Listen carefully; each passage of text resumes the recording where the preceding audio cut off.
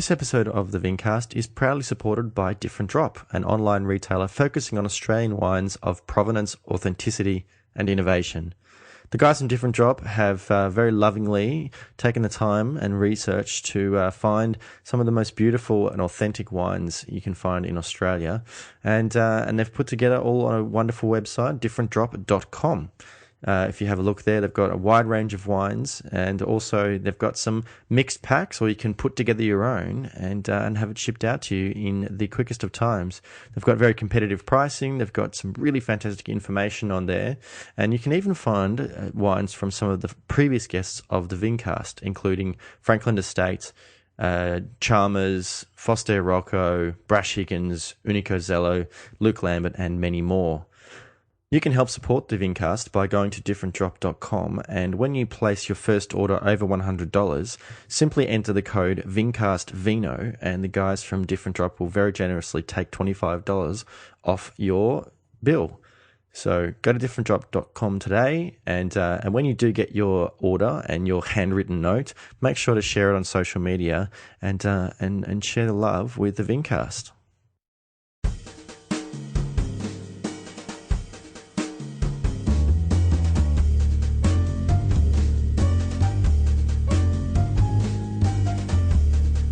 On episode 56 of the Vincast, I chat with Campbell Burton, the Sommelier of the Builders Arms Hotel in Fitzroy, and also one of the organisers of the Soulfor Wine event being held on the 5th of July here in Melbourne.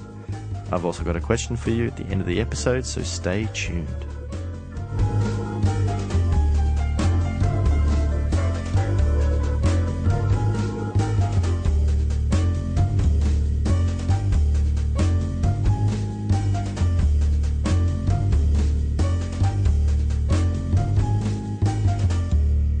Hello there, Vincasters, and welcome back to another episode of the Vincast. My name is James Guestbrook, otherwise known as the Intrepid Wino, and I've got a bit of a special release for this episode, a little bit early. I wanted to get this one out a bit quicker because my guest is one of the organisers of the Soulfor Wine event being held in Melbourne on the 5th of July, which I did mention on the previous episode with Morgan McGlone. Again, thank you for all those who listened and shared their enjoyment. So, yeah, I hope you enjoy this episode. Campbell Burton is the sommelier of the Builders Arms Hotel in Fitzroy, and he clearly has a real passion for wines of authenticity and low intervention, often referred to as natural wine. So I thought it would be really interesting to chat with him in the lead up to the Soulfor Wine event, which is dedicated to wines with no additional sulphur, but there's also going to be some fantastic chefs involved with that, including Josh Murphy, the chef at the Builders Arms, and of course Morgie, my previous guest. I wanted to quickly put it out there that actually would be great for people to jump onto my YouTube channel if you put in Intrepid Wino and subscribe, because soon I'm going to be putting up some more videos of tastings, and I'd love to get some feedback on that. So please do that. Enjoy the episode, and I'll see you on the other side. Campbell, thank you very much for making some time in your, I'm sure, very busy schedule to sit down on the Vincast. I always ask the same question. Yep. At the start of every episode. What was the first interaction you had with wine that kind of made you think that was something you wanted to do as far as a career, or got you passionate about wine? Do you remember? My interest was first peaked working in a couple of restaurants in New Zealand and Australia, but first in 2002 and 2003. But then properly I became interested when I was offered a spot to do vintage at a friend's winery in central Spain, just north of Madrid. Oh, wow. Yeah, she was a really good friend who I met when I lived in New Zealand for a couple of years, and I met her through friends and family. Her name's Amy Hopkinson, and she's an extraordinary person. She's a couple of years older than me, and she went to university to study winemaking at Lincoln in the South Island of New Zealand, and then that's when I first knew her. Anyway, a couple of years later, she was offered a job to begin a brand new winery and a brand new project in a really small village called Villanueva de Campion, which is about 2.5 hours northwest of Madrid. Uh-huh. And at the time, I was doing a travelling job, basically building grain silos in Austria and Germany. And she sent me an email saying, because we'd spoken about it the year before about me potentially going to do vintage there. She said, this year I really want you to come. So that was 2005. So I started, it was a long, long, long harvest. I was there for about 5 months. Mm-hmm. And I had an extraordinary time, like a really, really, really amazing time. I learned a phenomenal amount. We crushed about 50 tonnes, I think, from memory that year. Mm-hmm. And predominantly Tempranillo, like 98% Tempranillo. We were working, not that I knew what this meant at the time, but we were working with lots of old, like extraordinary pre-phylloxera vines, really, really beautiful sandy soils, and working with amazing fruit. So had you had much kind of connection with wine before that? Not really, not properly, no. What were you doing before I did 2.5 years of law at university. Yeah. And then I did a couple of polo seasons in New Zealand. Polo? Yeah. Oh, wow. Yeah, my two stepbrothers have got a polo operation just outside Auckland. Okay. You're from New Zealand originally? No, from northern New South Wales originally. Okay. How did you end up? As they are, my two stepbrothers. Right. They began this operation about 18 years ago, I suppose, and they went to New Zealand in the first place because that's where some of the world's best thoroughbreds are. Sure. And so, yeah, I left university after 2.5 years, and I was never going to be a solicitor. Not at one stage during my university years that I think I was going to be a lawyer. So it was a travelling job, right? Basically. And then in 2005, I caught a cargo plane with their horses to the UK for the first time, and then that's where I got the job building grain silos. So I did that for a few months. Mm-hmm. I started just south of London, and then went to Hamburg, and then went to a really, really, really small village in remote Austria, mm-hmm. and then went to Spain for the first year. Was it work, or would you have the intention of doing some travel around Europe as well? That was just travel, basically, but I needed to make money on the side. Sure. So, yeah, that was an extraordinary time unto itself. We were working 7 days a week and working really, really hard. Yeah. And but yeah, I got to Spain in September, early September in 2005, mm-hmm. and yeah, learned a lot that first year, mm-hmm. and met some amazing people. I met that's where I first met Belinda Thompson from Crawford River, yeah, and various other people from the wine industry, and not just Australians. We met lots of people from the UK and Spain, of course, and yeah, had an extraordinary time. And then I went back to the UK after that, at about New Year's Eve, or just before New Year's Eve and Christmas, and then went back to Spain in 2006 and did vintage again. mm-hmm. And then my working visa for the UK expired, so halfway through 2007 I came back to Australia. And you from northern New South Wales? Yeah. Whereabouts? A really small town called Armidale. Oh, okay. Yep, Armidale. Yeah. And what was your family business? What did your parents do? I grew up riding horses. Oh, okay. So they were involved, right? Yeah, okay. yeah. So my father's a saddler. Sure. So he's got a saddlery business in the middle of town. Yeah. And we always had horses running around, as did my stepbrothers. Sure. Obviously. Sure. Yeah, my parents separated when I was about 11, I think, and my mother went to northern Queensland. Mm-hmm. And so I went to boarding school in Charters Towers, mm-hmm. and then university in Townsville for the 2.5 years, and then decided to go travelling. So living in, earlier on, and then I said Townsville as well. Living in the country, did it kind of give what sort of environment was it as far as food, and did your parents or step parents were they wine drinkers at all? I first started to learn about food when I was hanging out with Amy Hopkinson. Right. Okay. Yeah, and even before, and with her family. Sure. Because I spent a lot of time with her sister as well, and they're all also involved in polo in New Zealand. Yeah. But they're super, super enthusiastic about food. Mm-hmm. And of course at university I'd never really been exposed to this sort of thing, and yeah, I learned a lot with them. But these are young, like, university people who are doing things like roasting mussels and using breadcrumbs and like making delicious food and then rolling their own pasta, and even at that stage talking about biodynamics and organics. It began there, and then of course living with Amy in Spain And again, we're like during harvest, having Hamon sitting there for all of the harvest and rolling, making your own pasta. I'd never really cooked myself at all until I got to Spain and started living with Amy. Mm-hmm. It gave you that kind of real appreciation for the source materials and what you're actually working with that you're going to then put into your body. For me, that's always very, very important because my mum's a remedial therapist. Okay.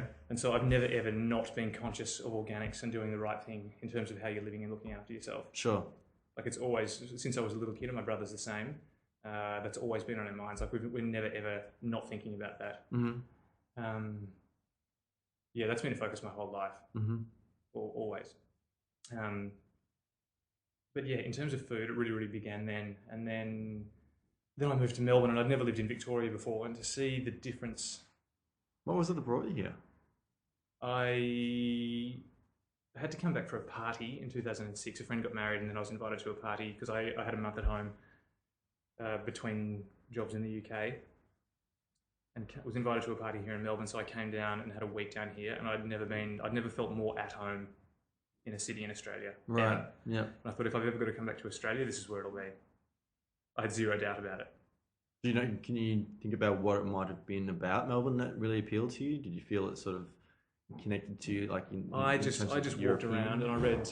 I think I read like an article about rooftop bars or something in Gourmet Traveller before, like on the train, because I caught the train from Armadale down for this party. Sure. And the energy in the city is quite different. As we all know, it's quite, I'm not saying it's better or worse, but it's quite different to anywhere else in Australia. Of course. And it just suits me down to the ground. Mm-hmm. And So you said when you were going to come back to Australia that you'd want to sort of settle in I wouldn't Melbourne hesitate, or Victoria. I thought, like, if I can't extend my visa for another little while in the UK, and I've got to come back to Australia, then I'll have zero hesitation about making it Melbourne. Like, none whatsoever. What sort of work were you doing in the UK? Hospitality. Okay. Yeah. And how did you find that experience? Good. I learned a lot as well. Culturally, it's very different. But worked in a couple of gastro pubs in Surrey, outside London. Sure. And worked with some really good people. Learned a lot about wine there between my two vintages in Spain.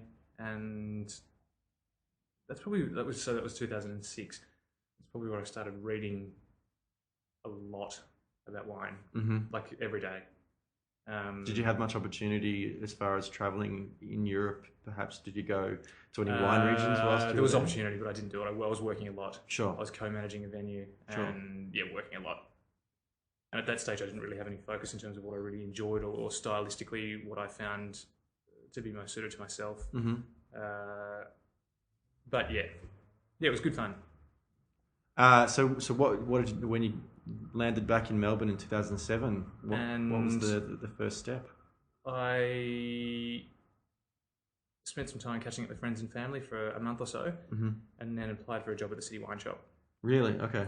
And a really good friend of mine, like a very, very close friend, Gabrielle Poy, who's one of the key staff at the City Wine Shop and has been for years and years. She came and did vintage with us in Spain in 2006. Really? Okay. Yeah, so there was a connection there. Sure. And it's an amazing place to learn. Mm-hmm. It's quite phenomenal. Mm. You get the chance to taste a lot, to read a lot, to spend your entire working week around people who are also enthusiastic about wine. And food, I'm sure. Yeah, so you just absorb knowledge. I spent 2 years there, and then I left for a little while, and then came back and took over the retail job. I was there for another 2 years until coming to the Builders Arms. Right. Yeah, but even that sort of the first 2 year stint, you were getting an opportunity to go to tastings and meet with for sure. Yeah, producers, distributors, importers, that kind of thing. Absolutely. Yeah, there's a whole culture of encouraging young staff to go to as many tastings as possible. Sure. And the culture there was pushed on at that stage by people like Sophie Otten. Mm-hmm. And then Sophie left, and then Luc Quash, who lots of people know, was responsible for the training. And he's been heavily influential on lots of people. Because he's so enthusiastic himself, his knowledge is extraordinary, and he's well travelled and he's very, very well travelled. He drinks very widely. And he's aware of the importance of encouraging young people to learn and to take it upon themselves to do lots of extracurricular reading, to go to as many tastings, to drink as many bottles, to taste as many things. To put it in context, have it with food. Yeah, absolutely. Yeah, yeah. Luck. We all owe Luck a lot. Mm-hmm. He's a great guy. And did you find yourself connecting more and more with the wines with lower intervention, or did you find yourself connecting with wines from particular countries or regions? Whether it's my personality or what, I'm not 100% sure, but even from the first time that I started reading about wines that were unfiltered, for example, it caught my interest immediately.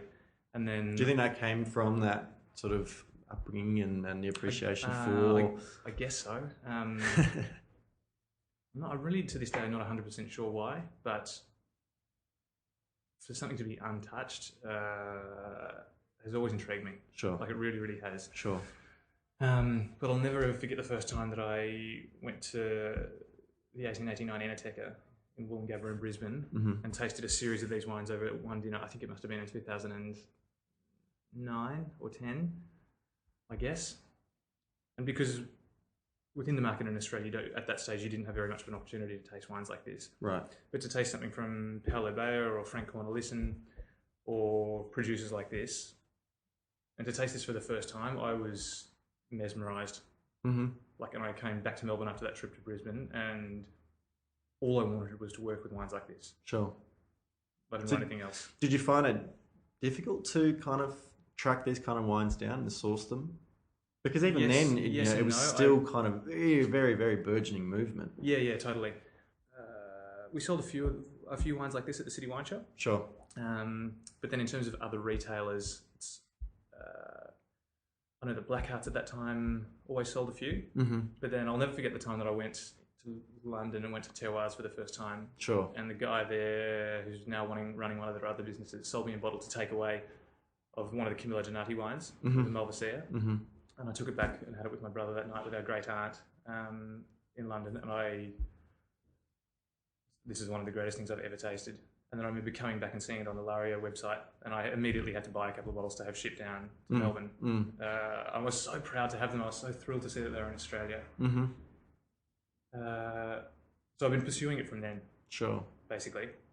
But it's interesting because in terms of communication being moved around about these sorts of producers and about these sorts of wines, it's not as if you have to look in the right places. Of course. Essentially. And talk to the right people. Yeah, and if someone's not telling you where to look, then it's not immediately obvious.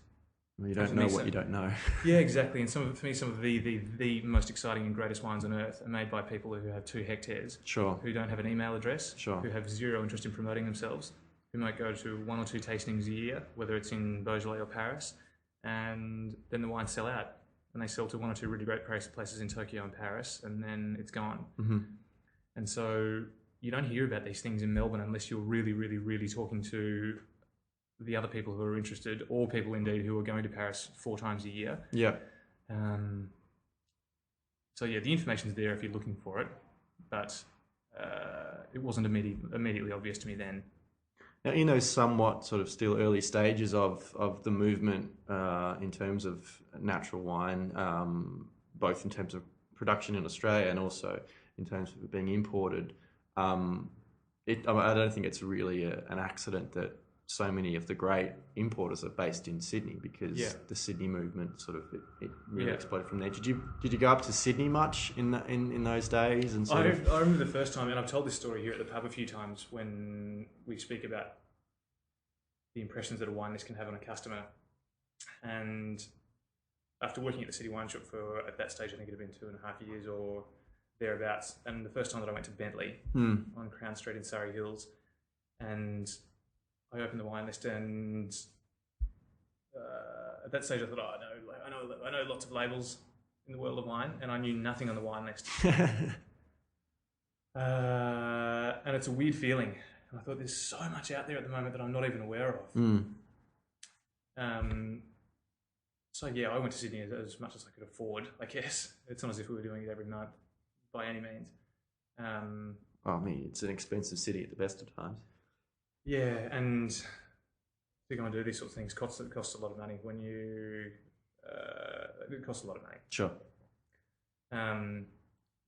But basically where all my money now goes, though. I don't think you're alone in that. Yeah. And we always talk about the fact that this happened really quickly in Sydney and it's taking more time in Melbourne. Sure. And in my opinion, it's because Melbourne's surrounded by a few fairly significant wine areas, Of course. a lot of traditional growers, and some very well-established importers as well. yeah, absolutely, and some people who from the previous generation, essentially, Exactly. who have influenced writers, winemakers, sommeliers, And subsequently consumers. yeah. What I feel like there's been less of in Sydney is this sort of group of people saying that this particular paradigm is correct as opposed to incorrect. Sure. I And guess that's being broken down now in Melbourne. I'm not saying that's a good or a bad thing. Again, it's just the way that it is. I think Adelaide is similar. You know, they're so close to wine regions. You know, there's some big importers also based in Adelaide. You've got. I believe that's easily as much of the case in Adelaide as it is here. Potentially even more. I'm less familiar with the drinking culture there and the wine buying culture in Adelaide, but just winemakers who might live in or around Adelaide coming in, and they might want to drink the same sort of stuff, certainly that they might make or that they're familiar with, and to sort of be introduced to something that's so different and so almost the opposite of the kind of wines that they're familiar with or that they make and are basically marketing and communicating about. It's sort of there is that sort of resistance whereas with Sydney, because there isn't that kind of same traditional wine culture and there isn't the same sort of industry, there aren't really big Sydney-based wine importers like there are in Melbourne and Adelaide, in my opinion. Yeah. Market-wise, I think a lot of this is driven by, and this is very much a human thing, whether you're enthusiastic about cars or art or water skiing or wine, it's a real human emotion to love the fact that you've got a bit of knowledge about something. Sure. And then if you're presented with an alternative that you don't have knowledge about, it's a bit scary. Of course. And it's really easy to say that scary thing that I don't know much about is wrong. Mm-hmm. Because I've been told for the last 30 years that this particular example of art or water skiing is correct. So that basically means that the other examples are incorrect. And I prefer to believe that it's just different.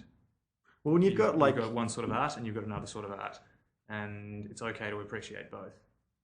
In the context of wine, when you've got people studying it, whether they're winemakers or wine marketers or, I'm not as familiar with Wesset, but I know that in my experience doing the Masters at Adelaide Uni, where we were doing, sensory evaluation, and we did a whole unit on faults. If I went back now and kind of looked at what we were being educated about faults, chances are I'd kind of say, oh, but I'd sort of see some of these characteristics in some of the ones that I really enjoy now. You're telling me that I'm wrong for enjoying that? It seems a little bit arbitrary. Yeah, and for me, that whole structure of pigeonholing something that nature creates, for me, that's a bit of an issue. And it's only really existed for a relatively short amount of time. And if you want to say that volatile acidity or acetic acid or a mousy character. Yeah, well, mousy can be fairly unpleasant, but this is a paradigm that people 50, 60 years ago said, this is correct, and anything outside this is incorrect. It hasn't existed forever. It's not as if 150 years ago people were saying that this level of volatility or this level of this slightly high pH from a warm climate needs to be rectified with added acidity. People weren't saying that 150, 200 years ago at all. And it was all sort of tradition and just observation that was exactly forming their opinions and their understandings of something. There wasn't sort of technology or science to kind of actually be able to understand it on a much more specific level. I love the direction that we're all taking at the moment, or that lots of us are taking at the moment in embracing wine as a drink. Yeah. And if something has a little bit of lifted volatility, for me, it makes it a better drink. Mm-hmm. And sure, you can say that it's... Certainly makes it more interesting. Yeah, exactly. I love the notion of this fermented beverage being digestible and nourishing and having active bacteria. I feel very, very, very strongly about it.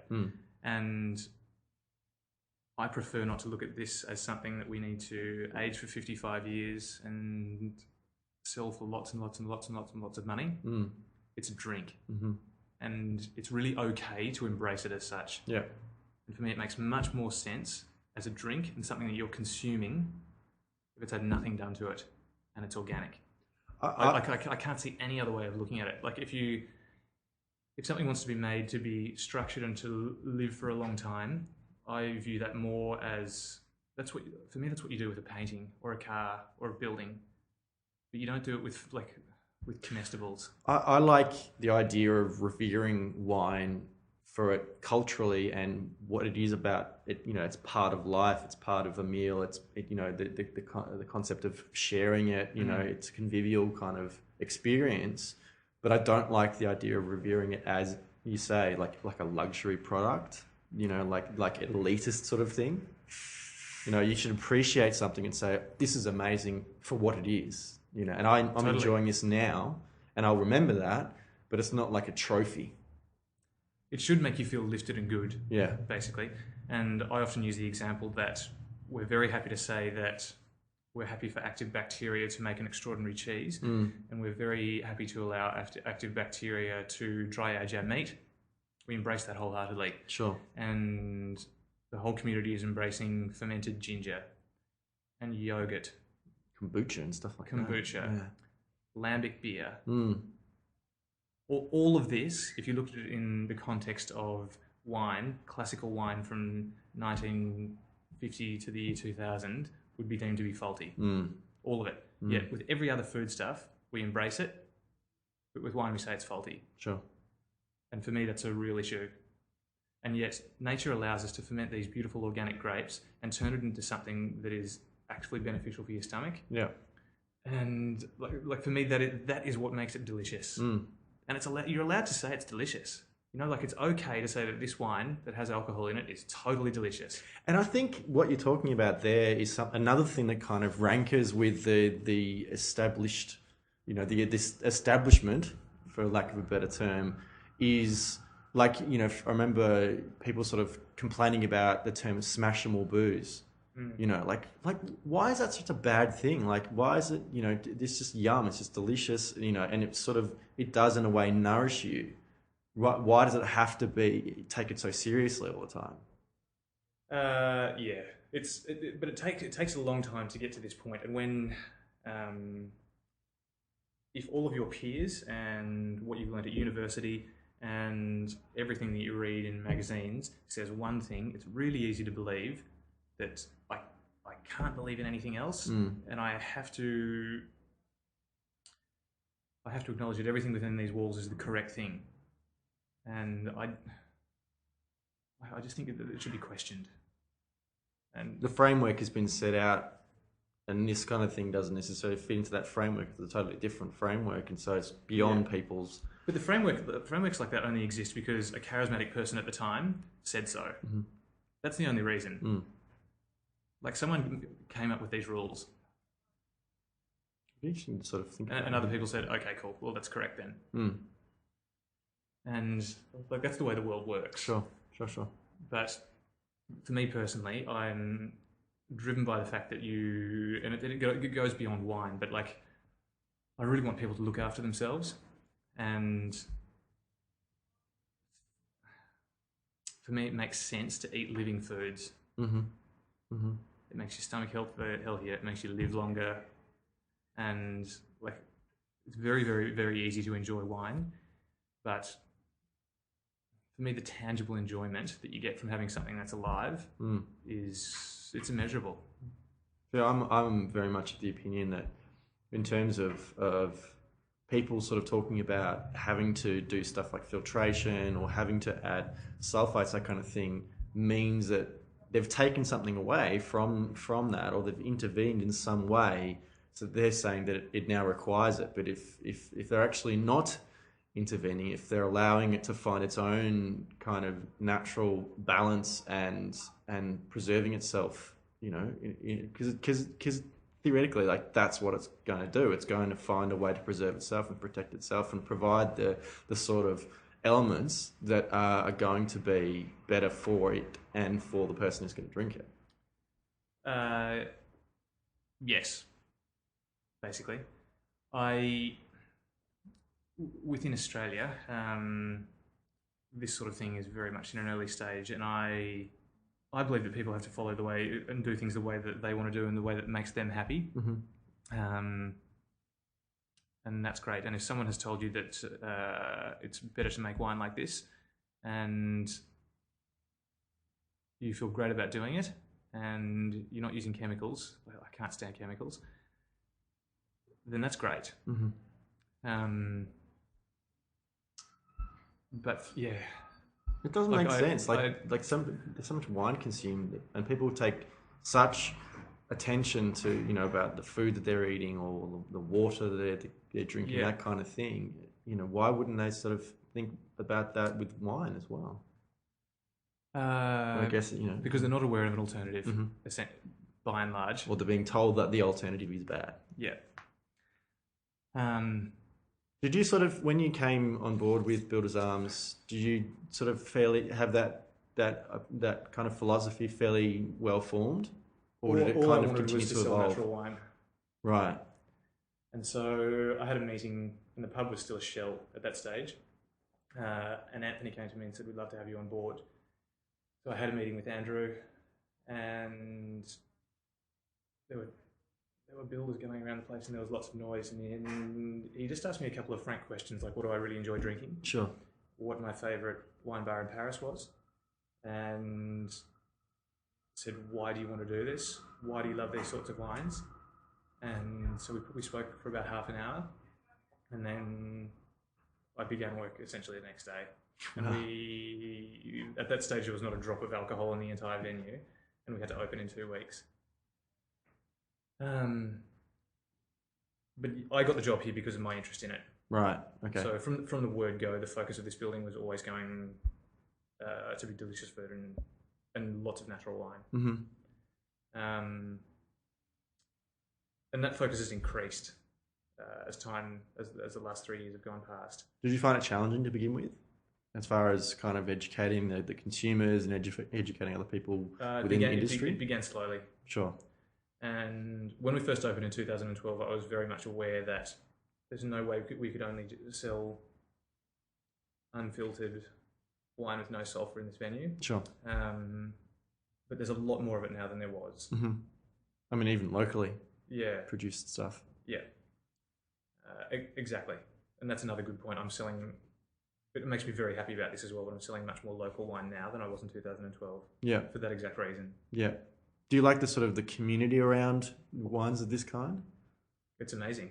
Like it's fascinating, and not just here, but whether you're talking to people in Copenhagen, in Tokyo, in Paris, and especially now, yeah, exactly, but especially now with the internet as well, like it makes it a really small community.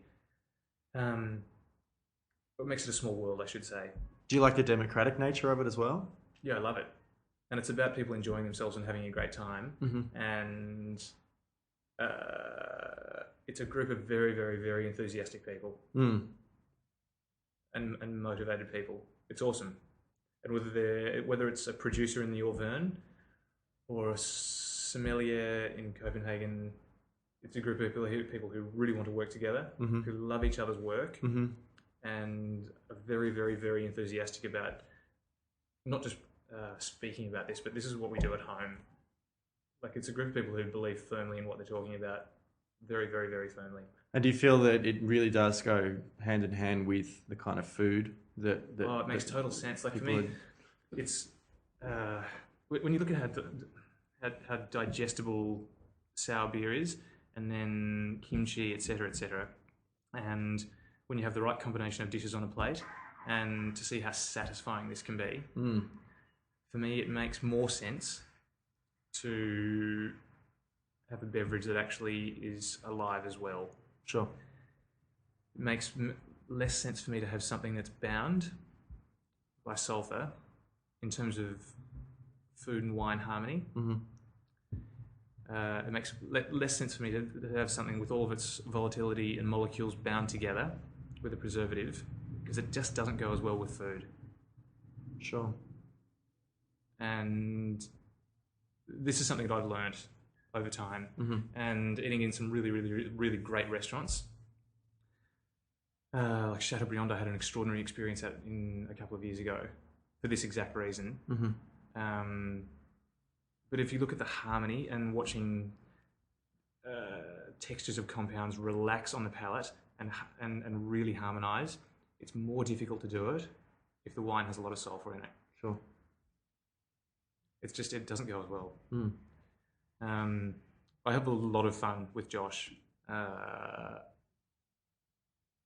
He's incredibly perceptive and believes in this exact thing just as much as I do when it comes to making harmony on the plate. And when it comes to presenting a combination of things that really makes the diner like drop the knife and fork and go, oh my God, those things are delicious together. And I didn't, before we opened, I didn't necessarily think that that was something that you could achieve all the time. I don't mean 10 times out of 10, but yeah, after this particular dish that I had at Chateaubriand, it was a dish of, well, he poured the wine for me first, and it was the Contadino from Frank Cornelissen, but he served it cold, like straight out of the fridge. And I said, oh, thanks. Yeah, great. And he was explaining the wine. I said, yeah, I've tasted the wine before. It's delicious, fantastic. And anyway, I started warming it up when he walked away in my hands, and he came back a couple of minutes later and said, I'd prefer it if you didn't warm the wine up. And afterwards, I couldn't believe what I'd said, but I said, oh, it's okay. I've tasted it before. I know the wine. And he said, I know you know the wine, but it's supposed to be cold. And I went, okay, cool. And he walked away again. But he'd served it so cold that I continued to warm it up just a bit more. And he came back a second time and said, I know you know this wine, but it's cold to go with the dish. He said the alcohol will come out of the wine more, which I don't want for this particular dish, and you'll enjoy it more if you just leave it alone and have it at the temperature that we're served it at. He could have said that. Yeah. And I said, okay, cool. Anyway, then the dish came out, but it was essentially almost unripe red and green tomatoes, crumbled goat's cheese, and green herbs. It was an acidic dish. Wow. And it was chilled as well. Yeah. So cold, acidic tomato. But to have it with that vintage of the Contadino from Frank Cornelissen at that temperature, and that wine was very lightly acetic and obviously very much alive, to have that mix of chilled red wine with that combination of acidity was one of the most incredible things I've ever eaten.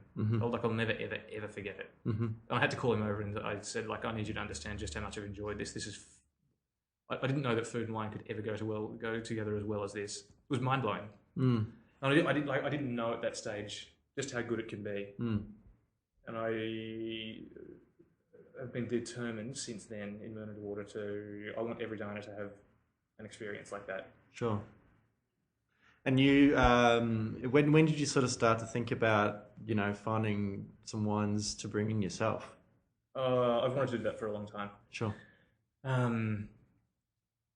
Certainly a few years. It's been on my mind for probably 5 years, but I didn't know from the word go how to find something that someone else hadn't already seen necessarily. But I did vintage in 2011 in Burgundy, and you do networking, of course, and you meet lots of people. It's the same thing. And then I went back in 2012 to the Loire Valley and worked with some great people in Amboise, and again, met more people. And then Charlotte and I went in 2012 again to the Loire Valley and worked with a very famous and amazing grower.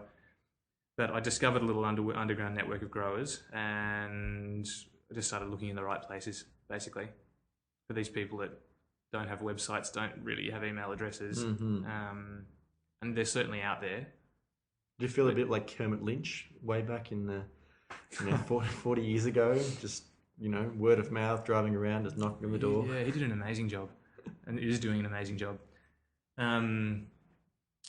It's very, very, very exciting to find someone and then see that the wine's not even being sold in Paris yet, because the grower is just so small. And then to send them an email and to get a reply a few days later and say, and there's a wonderful culture, I find, because I've done this now more in France than I have anywhere else. There's a wonderful culture of hospitality, sharing information, and people being very happy for you to come to their winery, look at the vines first of all, and then go and taste a few things. And I was blown away by the kindness that I saw when I first started having proper appointments like this. It's very, very, very, very good fun. It's amazing fun. It's hard to have an appointment with someone and then not like the wines enough to develop a relationship there. It's not easy. But when you find someone that you've either known about beforehand or who you've discovered now for the first time, and you're blown away by the wines and by the agriculture, it's unbelievably rewarding.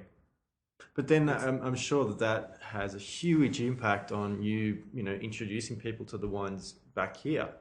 You know, other sort of people in the industry and consumers and lovers of you know, authentic wine like this. I'm sure it's just such a thrill to have actually, because I had that experience, you know, when I went to Italy and visited some of the producers that I work with and kind of saw them and went and just fell in love and came back with just so much more energy. And, you know, and I'm sure that's kind of, you know, one of the big ideas behind this upcoming event that you're running with Giorgio and Josh, Sulphur.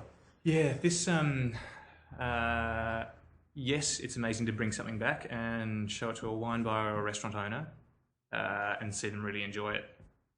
Of course, it's an amazing feeling. It's interesting having stock sitting in Australia. I have zero reservations about in terms of its quality. I'm so unbelievably proud of what I've got here and what I've got coming. It's a thrill to be able to show it to people. Sure. In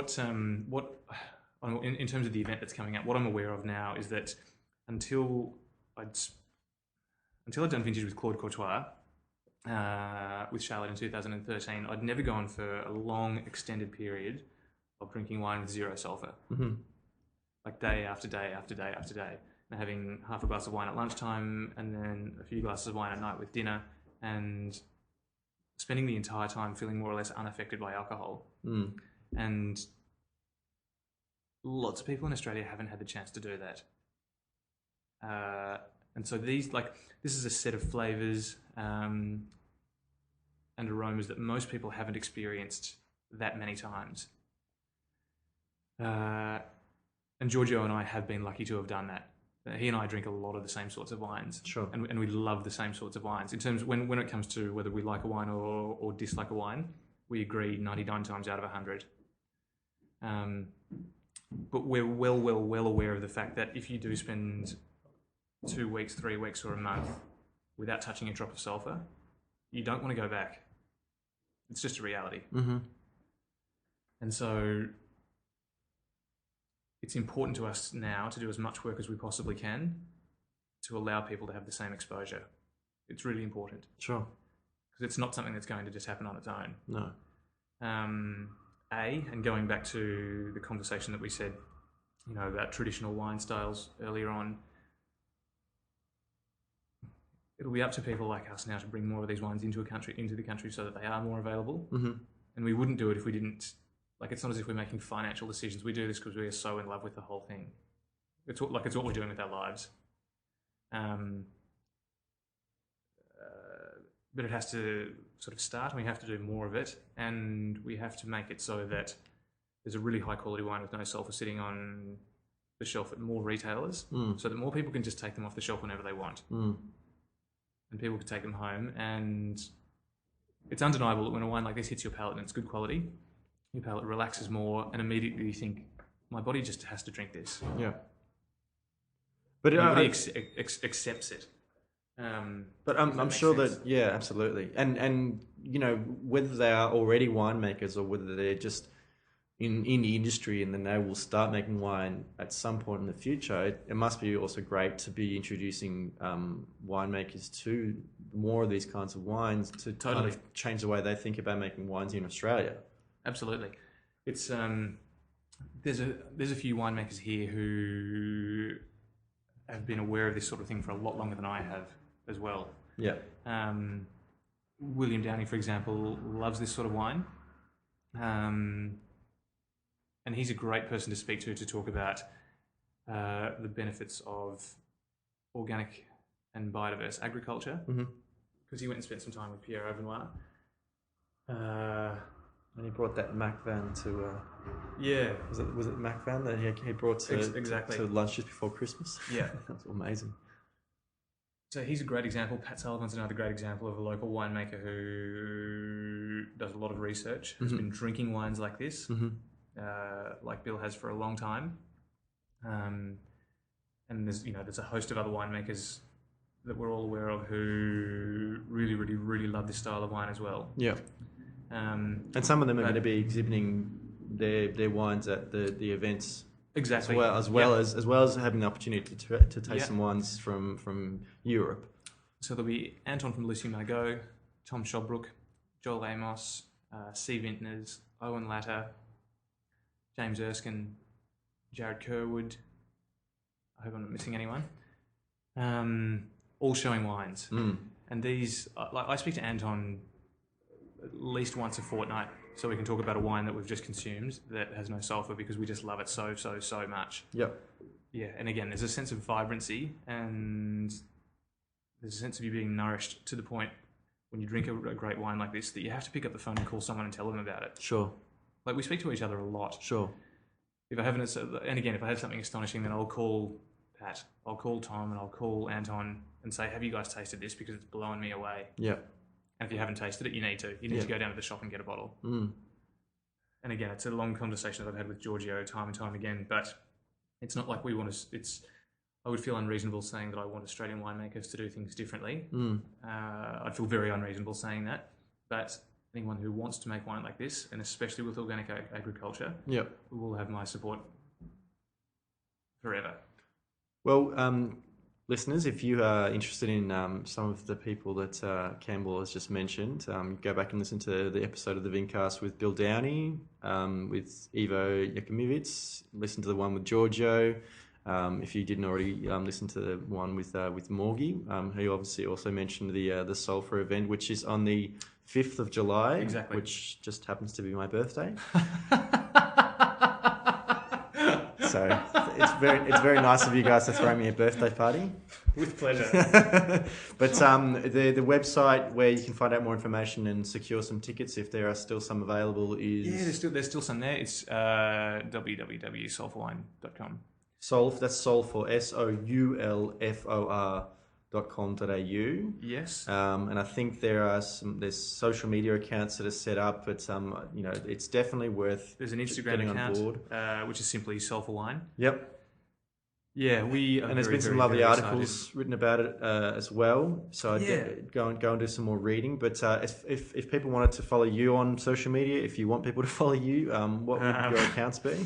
There's an Instagram account, which is Campbell Thomas Burton. Yep.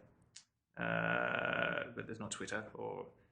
but definitely, and obviously come in and try Josh's food. Josh, obviously, there's going to be some chefs at Sulphur as well. Some of Australia's best chefs. Certainly some of our favourite chefs. And again, it's no mistake that these chefs... love these kind of wines as well. Oh, it's another conversation altogether, but... to see the excitement that chefs now have about wine. Yeah. And if you compare it traditionally to, say, there was hardly a chef that I could speak to in Australia 5 years ago that was hyper interested in wine. And now if you speak to... Had more than a basic knowledge of wine. Exactly. Now if you speak to Luke Burgess, Dave Moyle, Morgan, Josh, Matt Lindsay, and not just these guys, but other chefs as well. Yeah. There is a genuine love of natural wine amongst these guys. It's very real.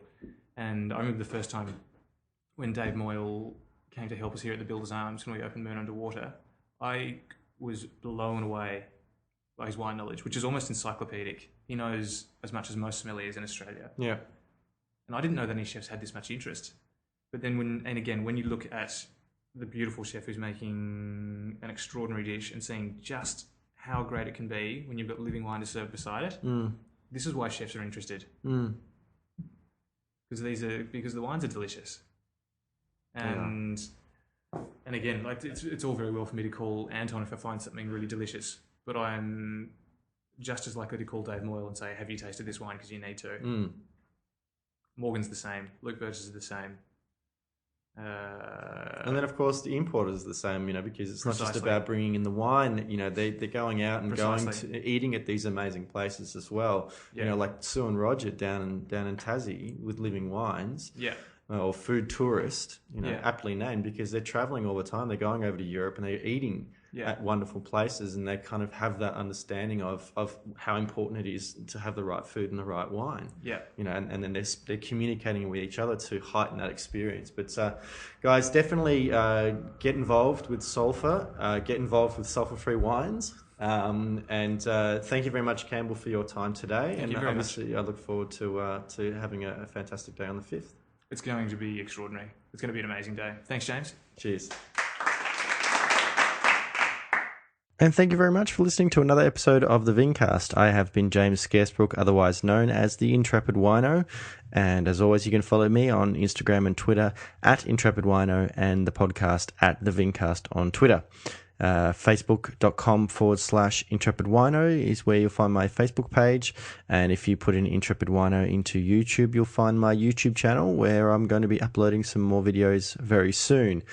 If you come to intrepidwino.com, you'll not only find every episode of the Vincast, but also lots of different writings that I've done in the past as well. Please subscribe to the podcast on iTunes, Stitcher, Player FM, or any of your other podcasting apps. And that way you can download the newest episodes and listen to them at your leisure. If you do that, please do leave a rating and a review, because it really does help me out, and I'd love to get some feedback.